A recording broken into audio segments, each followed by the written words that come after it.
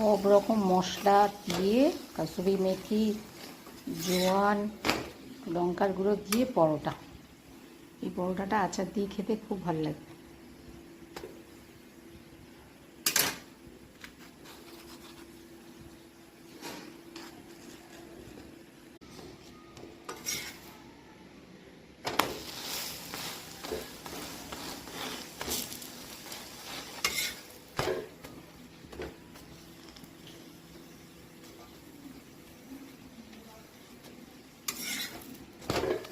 সব রকম মশলা দিয়ে কাসুরি মেথি, জোয়ান, লঙ্কার গুঁড়ো দিয়ে পরোটা।